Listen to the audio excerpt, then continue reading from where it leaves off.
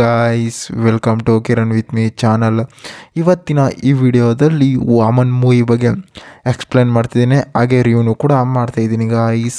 Guys ಈ ವಾಮನ್ ಮೂವಿಯಲ್ಲಿ ಯಾವ ಯಾವ ಹೀರೋಗಳು ನಟಿಸಿದ್ದಾರೆ ಮತ್ತು ಯಾವ ಯಾವ ಹೀರೋಯಿನ್ಗಳು ನಟಿಸಿದ್ದಾರೆ ಮತ್ತು ಈ ಮೂವಿಯ ಬಜೆಟ್ ಎಷ್ಟಾಗಿದೆ ಮತ್ತು ಈ ಮೂವಿಯ ಕಲೆಕ್ಷನ್ ಎಷ್ಟಾಗಿದೆ ಮತ್ತು ಈ ಮೂವಿಯು ಯಾವ ಯಾವ ಭಾಷೆಗಳಲ್ಲಿ ಬಿಡುಗಡೆ ಹೊಂದಿದೆ ಅಂತ ಕೂಡ ಈ ವಿಡಿಯೋದಲ್ಲಿ ನೋಡೋಣ.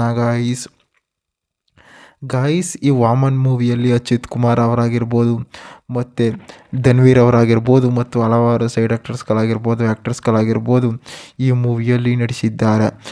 ಮತ್ತು ಈ ವಾಮನ್ ಮೂವಿಯ ಬಜೆಟ್ ಆಗಿರ್ಬೋದು ಮತ್ತು ಕಲೆಕ್ಷನ್ ಆಗಿರ್ಬೋದು ಎಲ್ಲೂ ಕೂಡ ರಿವೀಲ್ ಮಾಡಿಲ್ಲ ಅಂತ ಕೂಡ ಹೇಳ್ಬೋದು. ಮತ್ತು ಈ ವಾಮನ್ ಮೂವಿಯು OTTಯಲ್ಲಾಗಿರ್ಬೋದು ಮತ್ತು ಹಲವಾರು ಪ್ಲ್ಯಾಟ್ಫಾರ್ಮಲ್ಲಾಗಿರ್ಬೋದು ಮೂವಿಯು ರಿಲೀಸ್ ಆಗಿದೆ ಅಂತ ಕೂಡ ಹೇಳ್ಬೋದು.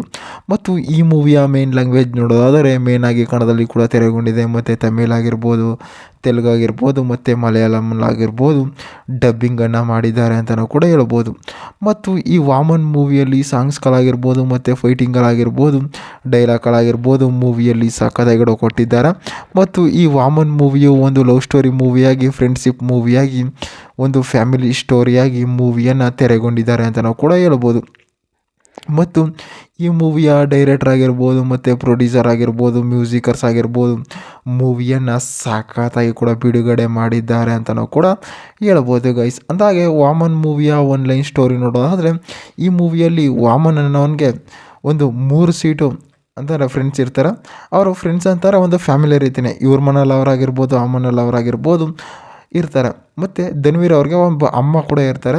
ಅವರ ಅಮ್ಮಂಗೆ ತಂದೆ ಇರೋದಿಲ್ಲ ಅಂತಾರೆ, ತಂದೆ ಇರ್ತಾರೆ ಆದರೆ ಧನ್ವೀರ್ ಅವ್ರಿಗೆ ಗೊತ್ತಾಗಿರಲ್ಲ. ಅದೇ ತಂದೆ ಲಾಸ್ಟಲ್ಲಿ ಕೂಡ ಧನ್ವೀರ್ ಅವ್ರಿಗೆ ವಿಲನ್ ಆಗಿ ಈ ಮೂವಿಯಲ್ಲಿ ಕಾಣಿಸ್ಕೊಂಡಿದ್ದಾರೆ.